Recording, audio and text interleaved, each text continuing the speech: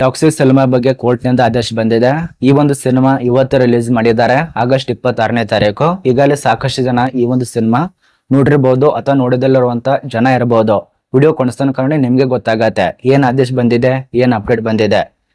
ಈ ಕರ್ನಾಟಕ ರಾಜ್ಯದಲ್ಲಿ ಅಷ್ಟೇ ರಿಲೀಸ್ ಮಾಡಿಲ್ಲ ಈ ಒಂದು ಸಿನಿಮಾ, ಭಾರತದಲ್ಲಿ ಅಷ್ಟೇ ರಿಲೀಸ್ ಮಾಡಿಲ್ಲ, ಭಾರತ ಬಿಟ್ಟು ಬೇರೆ ಒಂದು ದೇಶದಲ್ಲೂ ಕೂಡ ಈ ಟಾಕ್ಸಿಕ್ ಸಿನಿಮಾ ರಿಲೀಸ್ ಆಗಿದೆ.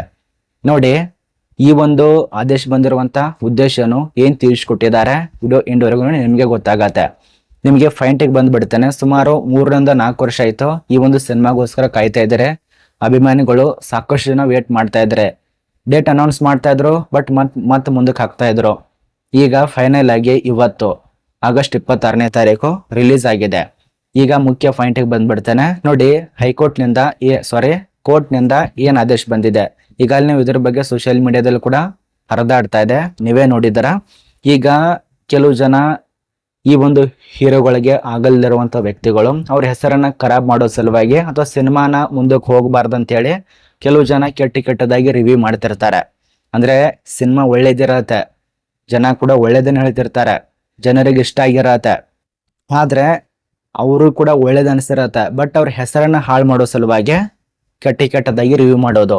ಈ ಕೋರ್ಟ್ ನಿಂದ ಬಂದಿರುವಂತ ಆದೇಶ ಏನ್ ಸೋಷಿಯಲ್ ಮೀಡಿಯಾದಲ್ಲಿ ಹರಿದಾಡ್ತಾ ಇದೆಯಲ್ಲ, ಅಲ್ಲಿ ತಿಳಿಸ್ಕೊಟ್ಟಿರುವಂತ ಮಾಹಿತಿಗಳ ಪ್ರಕಾರ ಕೆಟ್ಟದಾಗಿ ಈ ಟಾಕ್ಸಿಕ್ ಸಿನಿಮಾನ ರಿವ್ಯೂಲ್ ಅಂತರೂ ಮಾಡುವಂತಿಲ್ಲ. ಇದೊಂದು ಅರ್ಥ ಮಾಡ್ಕೊಳ್ಳಿ. ಏನಾದ್ರೂ ಮಾಡಿದ್ರೆ ಅರ್ಥ ಮಾಡ್ಕೊಳ್ಳಿ, ಕಾನೂನು ಕ್ರಮ ನಿಮ್ಮ ಮೇಲೆ ಆಗುವಂತ ಸಾಧ್ಯತೆ ಇದೆ. ನೋಡಿ, ಸಿನಿಮಾ ರೀತಿಯಲ್ಲಿ ನೋಡಿ, ಅದನ್ನ ಬಿಟ್ಟು ಕೆಟ್ಟದಾಗಿ ರಿವೀಲ್ ಮಾಡೋದು. ಏನ್ ಸಿನಿಮಾ ತೆಗೆದಿರ್ತಾರಲ್ಲ 3 ರಿಂದ 4 ವರ್ಷದ ಹಿಂದ್ಗಡೆ, ಅವ್ರ ಕಷ್ಟ ಅವ್ರಿಗೆ ಗೊತ್ತು, ಎಷ್ಟೊಂದು ಕಷ್ಟಪಟ್ಟಿರ್ತಾರೆ. ನೀವು ಬರೇ 1 ನಿಮಿಷದಲ್ಲಿ ವಿಡಿಯೋ ಮಾಡಿ ಅವ್ರ ಬಗ್ಗೆ ಕೆಟ್ಟದಾಗಿ ರಿವೀಲ್ ಮಾಡಿದ್ರೆ ಹೆಂಗ್ ಹೇಳಿ? ಅದಕ್ಕೆ ಎಷ್ಟೊಂದು ದುಡ್ಡು ಖರ್ಚಾಗಿರತ್ತೆ, ಎಷ್ಟೊಂದು ಪರಿಶ್ರಮ ಇರತ್ತೆ, ಅವ್ರಿಗೆ ಗೊತ್ತದು. ಇದೊಂದು ಅರ್ಥ ಮಾಡ್ಕೊಳ್ಳಿ.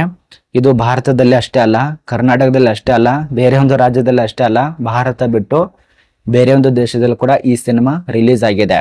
ನಮ್ಮೊಂದು ಕನ್ನಡ ಇಂಡಸ್ಟ್ರಿ ಎಲ್ಲಿಂದ ಎಲ್ಲಿ ತನಕ ಒಯ್ತಿದ್ದಾರೆ ಲೆಕ್ಕ ಹಾಕಿ.